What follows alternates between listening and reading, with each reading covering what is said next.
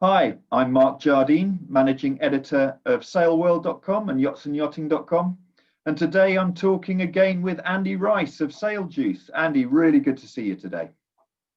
Yeah, likewise, Mark. And I love where you're at. You're close to the water, and I've just got my bookcase behind me. So I'm very impressed with where you've managed to be during lockdown. Anyway, yeah, it's great to catch up. It's been a while. Yeah, it's a little bit of Queen Mary in the background from the Bloody Mary earlier in the year, before the current situation that we're in, when we're all allowed to do mass events. And Andy, have you managed to get any sailing in over the summer? Yeah, I mean, probably more than I normally would do in a normal busy year of traveling, writing, and talking about other people going racing at various regattas. So that's been one of the benefits of being stuck at home. I've only traveled to Miami in January for an Olympic regatta there, World Cup regatta at the beginning of the year, and then bookended it with a trip in October to the 49er and Nacra Europeans in Austria. And in between that, I've been getting some musto skiff sailing in, including the national championships, which luckily our management committee of the UK Class Association had a crystal ball and saw that Brixham Yacht Club was the right one to put the nationals with for 2020, because they were one of the most proactive clubs. And I know that you've been paying a lot of attention to this area, but we've seen a massive difference in approach between clubs, some that have backed away from everything,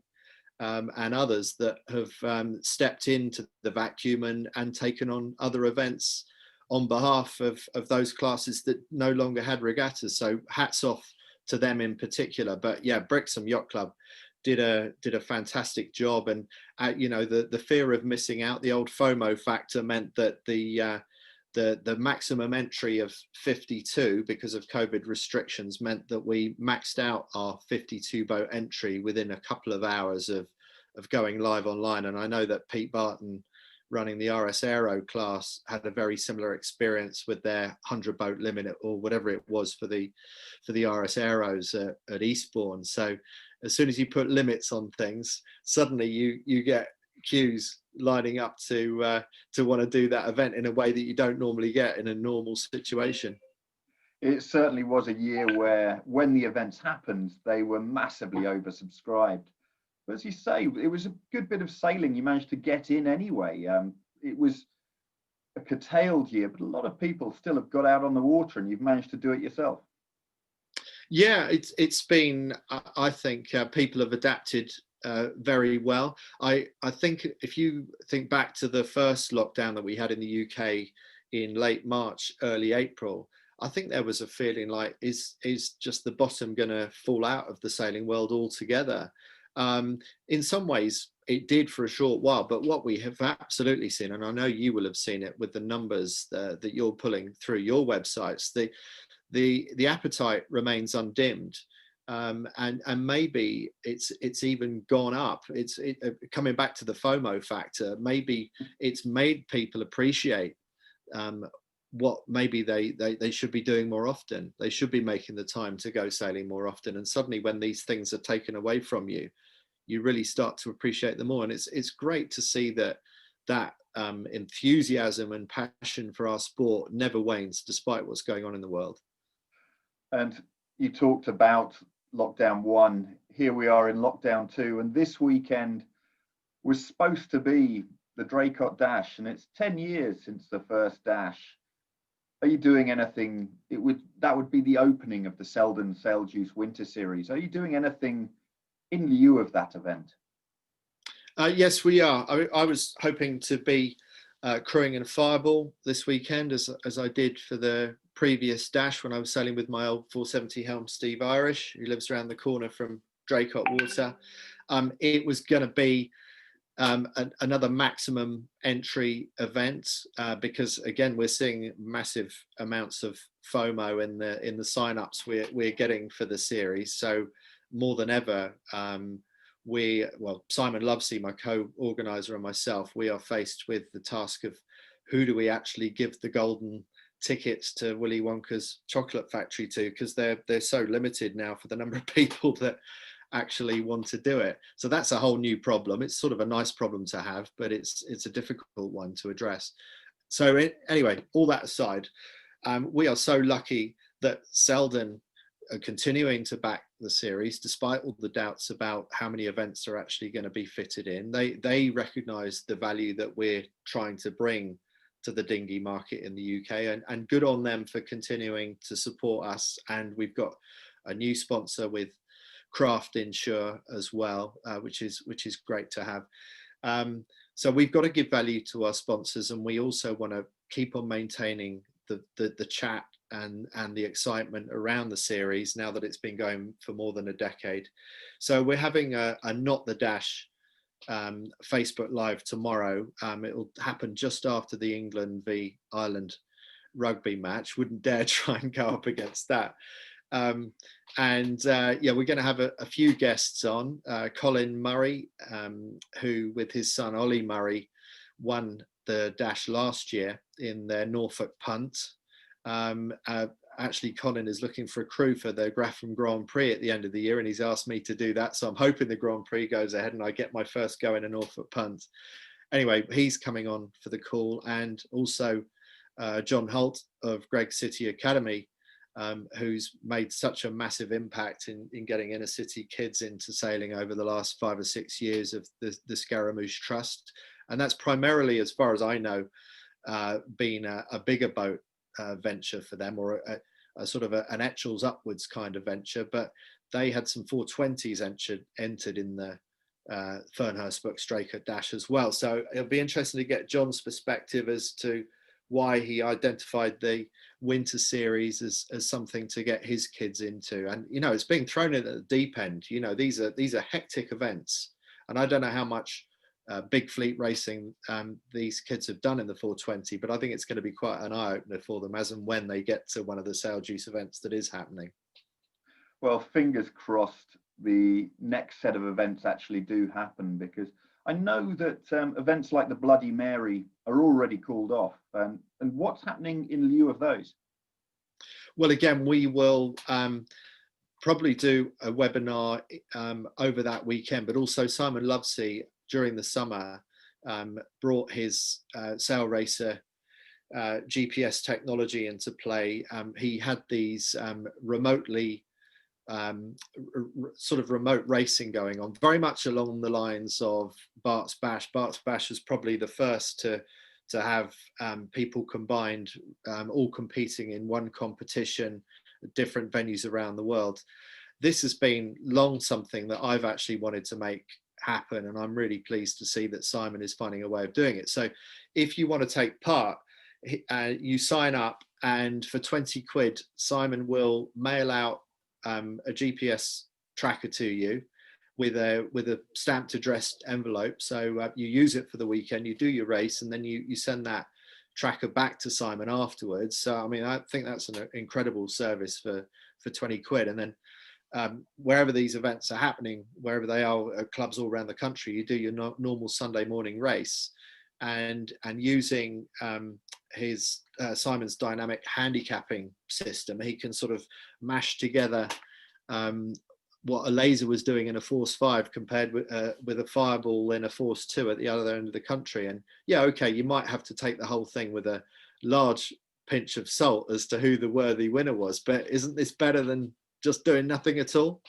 Well, not just that, it builds on what we have really seen over the summer, and that is the rise of club sailing.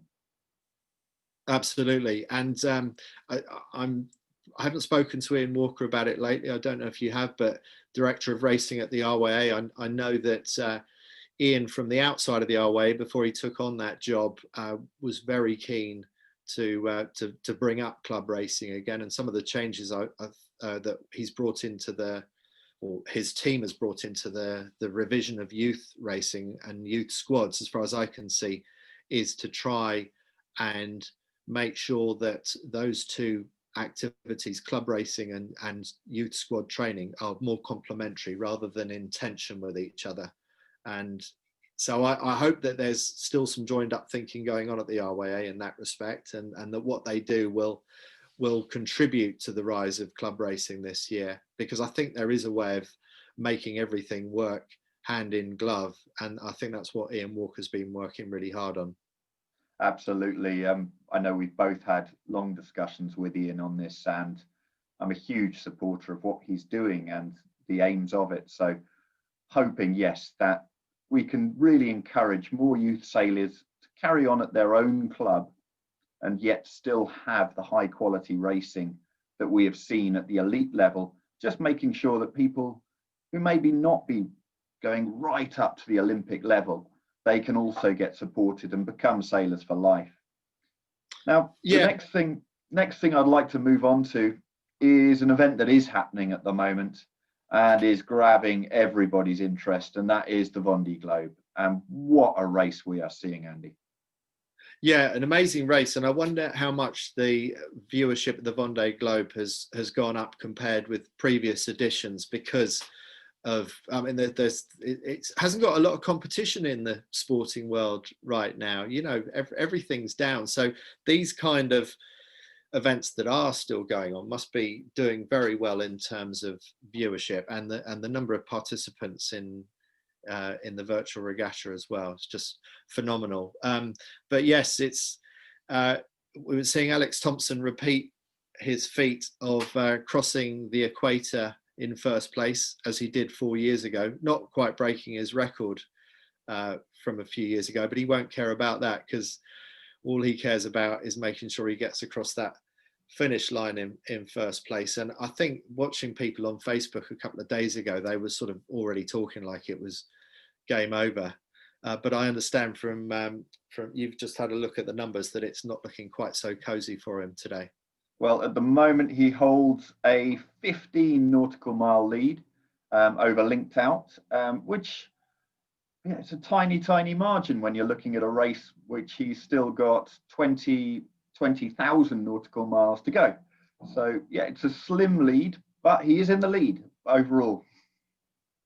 I was working for Mike Golding, speaking to Mike during every day of the Vendée Globe back in, I think it was 03, 04, or 04, 05, whenever that one was. And he was about 800 miles back at the start of the Southern Ocean. He made up 800 miles of distance on the leaders through the Southern Ocean. So I know that people like Mike, who are watching this very closely from the outside, know that 15 miles is an absolute drop, and even 515 miles is by no means a comfortable lead. But of course, I think the thing that would concern Alex and Nicola and any of these, Thomas in second place, would concern them more than anything else is the UFOs, the underwater floating objects, the shipping containers, the sea life, things like that. That must be the biggest worry these days, I would think. Absolutely, especially with the speeds they are going with these foils out. They are now presenting a far bigger target for any UFOs, but they've got Oscar up their sleeve. Do you know much about Oscar? No, I don't. Tell me. This is a system which looks forward for UFOs and is constantly on the lookout, and works directly with the autopilot system to try and avoid these UFOs. As to whether it gets them all is a good question, and I guess we'll find out. And how much have they got to find out to use Oscar before this race? It's relatively new technology, but it seems proven, and hopefully that could be something that makes a difference. And we've seen Alex come third in 2 races ago, second in the race last time. Is this going to be the time that he actually comes first and makes it home unscathed? Right, yeah. So that's one factor, and then the other that I hear might have contributed to Nicolas Troussel's dismasting is that these one design rigs that they have to use are maybe not highly spec'd enough for the loads going through the foiling boat. So you can beef up one bit of the boat and suddenly develop this huge amount of speed, but if the other parts of the boat haven't been designed for that spec originally, then how much risk are you putting those parts of the the whole package at risk. You know, it's an interesting dilemma. But isn't this one of the major parts of the Vendée is about boat management as to when you push hard, when you back off, and how much you control the sail area that you've got up in the air, so that when a big storm comes, you're not carrying your full rig. Yeah, that's right. Yeah, it is. And hopefully this is the lesson that Alex Thompson has learned over the years, because he's not known for throttling back. And I did actually do a delivery trip with Alex many years ago on his first IMOCA 60. It was a delivery trip back from the Sydney Hobart, and I'd been writing about that, but I was lucky enough to get on board for a 50 knots of breeze sail back from Hobart to Melbourne. It was been a really soft Sydney Hobart in not much wind, and we just blew its socks off through the Bass Strait. But I mean, I asked if I could steer the boat, and Alex said, yeah, you know, go for your life. And there I was, steering this boat down the waves at 25 knots of boat speed, and then broaching out because I didn't know which way to deal with the bottom of the wave, and he just let me get on with it. I couldn't believe it. But his attitude to risk concerned me, I have to say. He seemed a bit gung-ho, and I think that has been borne out over the years, but I think he's also realized where those limits are, and he steps back from those limits. I hope he does, more than he used to anyway. Well, he's certainly got a lot of experience now, and maybe this is the time where he's actually looking on it in a far more balanced way. So fingers crossed for him that he's going to become, hopefully, touch wood, the first non-French winner of the Vendée, which would be such a huge achievement.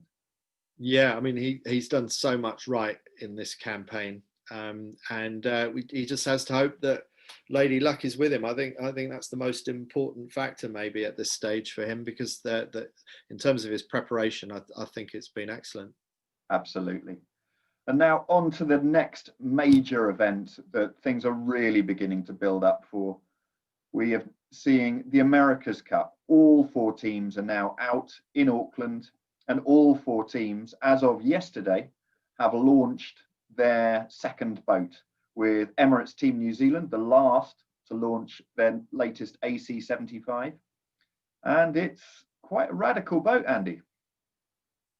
Yeah, it is. I'm no expert in this field, but looking at the angular shape of the underwater, well, not underwater surfaces, the slightly above water surfaces, hopefully, it has similarities for me with Britannia, Ben Ainsley's latest boat for Ineos, sort of a T shape to it, which I would imagine both of them are aiming at early release from the water, so giving themselves the best possible chance with that hull shape to release from displacement mode into foiling mode. Whereas I'm hearing that Luna Rossa is not quite so far down that line, and then at the very opposite end are the Americans, who seem to have loaded their focus for their hull shape more towards pure aerodynamics and less towards hydrodynamics. But that really is the big challenge for the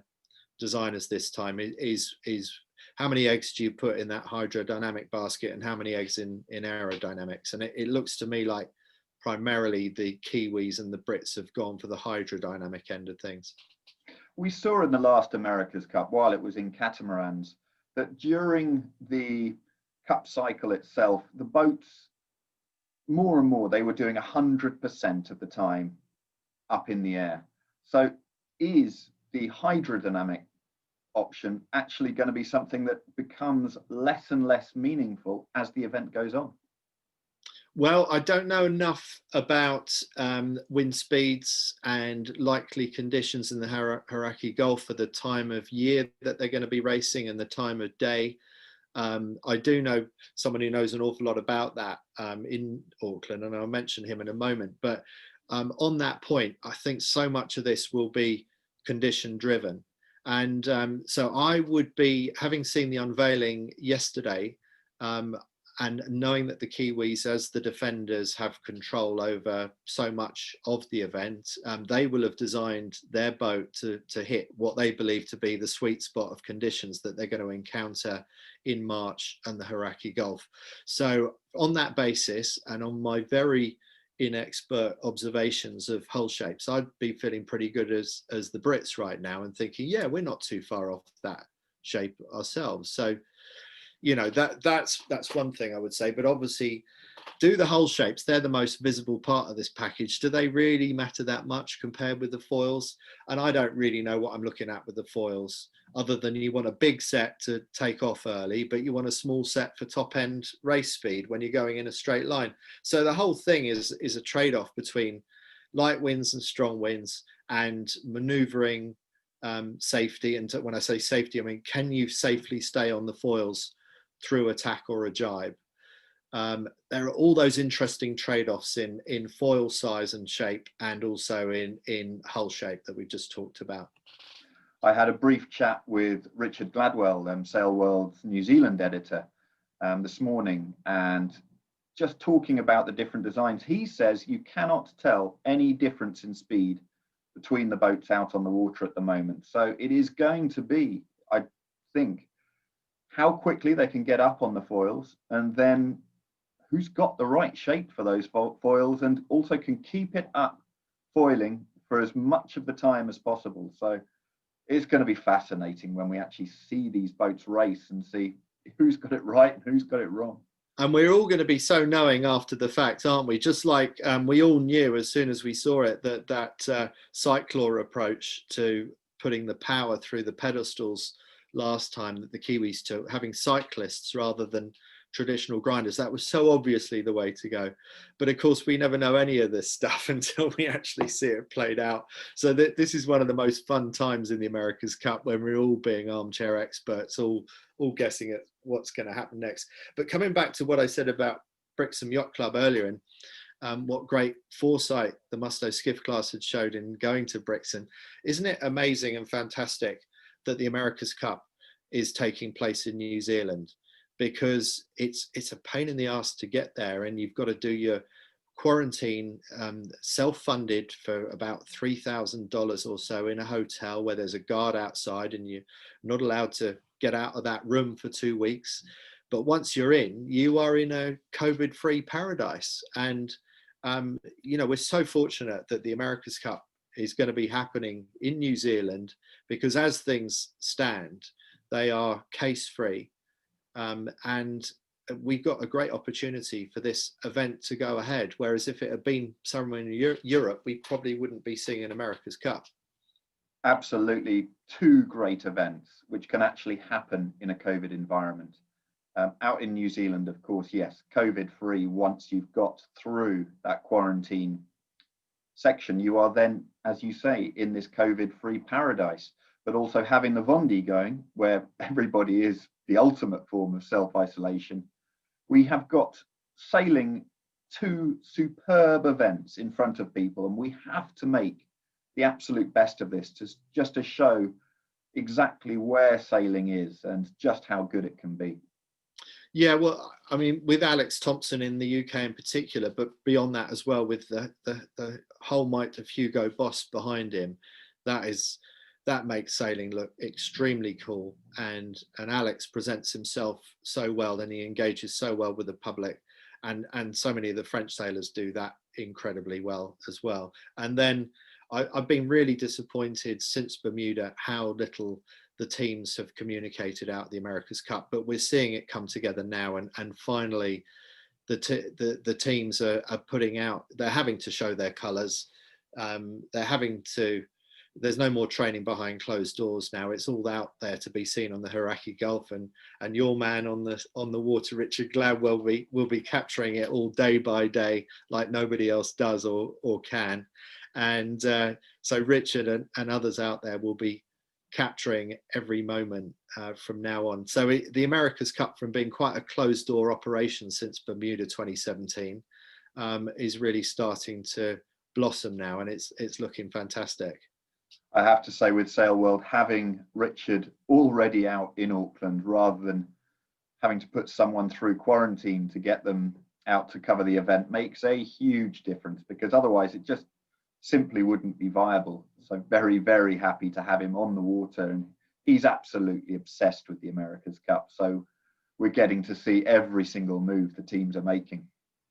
Well, yeah, I mean, I've been speaking to people in Auckland as well, funnily enough. And someone I've been speaking a lot to over the last few months is Hamish Wilcox, who's working for Emirates Team New Zealand. Now, Hamish has been working closely with Pete Burling and Blair Tuke for the last 8 years, pretty much since just after London 2012 when they won the silver medal. He coached them and they ended up getting the gold medal in Rio 2016. And of course, since then, they've won the America's Cup in Bermuda 2017. So Hamish is working very closely with Emirates Team New Zealand. He's just started with them a couple of weeks ago and will be with them through to the end now. But I had a little chat with Hamish for a seahorse interview back in the summer that has since then blossomed into a course that I'm putting together with Hamish, which is basically a top to bottom how to run a world-class campaign. It's basically everything that Hamish has learned over the last 40 years, both winning 3 470 world championships. I mean, he and the recently deceased, God bless him, David Barnes, they were the Burling and Tuke of their day in the early 80s in the 470. They were just unstoppable. But he's since gone on to be a coach at the highest level, both at America's Cup and in the Olympic sphere. When it comes to really credentials as both a sailor and a coach, you can't really get any higher than that from the point of view of winning 3 470 world championships, and then Pete Burling and Blair Tuke as their coach. He has done everything. Yeah, I mean, when you've already won a silver medal at the London 2012 games, but you're thinking we're still not quite there yet. Who do we go to find that final 0.5%?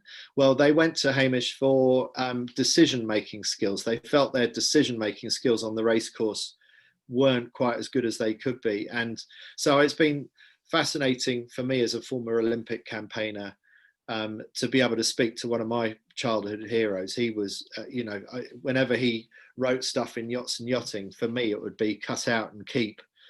It was that good, how hard he thought about the sport, and particularly his body movement around the boat when he was younger, actually racing. But he later became a go-to weather expert for a number of different America's Cup campaigns. And that's something that he studied very closely and has really, that was part of what Burling and Tuke came to him for, was how much planning you can put into the venue and how that influences the kind of equipment that you choose, and also where you start on the start line in terms of what you think the trends are going to be on that particular race course. So he's going to have a really interesting view on some of the racing in the America's Cup. And I'm hoping that while he won't be able to tell me much about Emirates Team New Zealand, he might be a great person to make observations about what we see in the Prada Challenge Cup, to see which of those three, the Americans, the Brits or the Italians, actually goes up against the Kiwis. Well, that's going to make fascinating insight. And Andy, it would be great to catch up with you a couple of times before the year's out. I'd like really to go into more detail as to the work you're doing with Hamish Wilcox. And also, at the end of each year, we've now for a couple of years, we've taken a look at the articles which we do on Sail World and yachtsandyachting.com and seen which ones are the popular ones to discuss. Would you be up to discussing both of those before the year's out? Only if the Mosquito is in the top 3 stories of the year, as it was last year. I think it was number 2 on your list, the Mosquito. That was the fly in the ointment for me last year. I mean, that was just hilarious that it gathered so much interest. So I think there are a lot of predictable stories, but I'm also interested to find out from you which are the left field stories that make it into your top 10. So yes, of course, I'd love to do that with you again. Well, we have got a couple of curveballs, but I'm going to leave those for when we discuss them at the end of the year. So it should be great. And also really looking forward to chatting to you about Hamish and all of the coaching that can be done. So sounds fantastic. Andy, many thanks for your time. Always good to catch up. Wish it could be in person, but at the moment, that's not going to how it's going to happen. At some point soon, maybe a Christmas lunch, fingers crossed, but we're not that far away as the crow flies. But yeah, haven't seen you for a while, but I look forward to the next of our catch-ups. It's great to be back on a call with you again, Mark, and we'll do it soon. Great. Speak soon, Andy. Take care.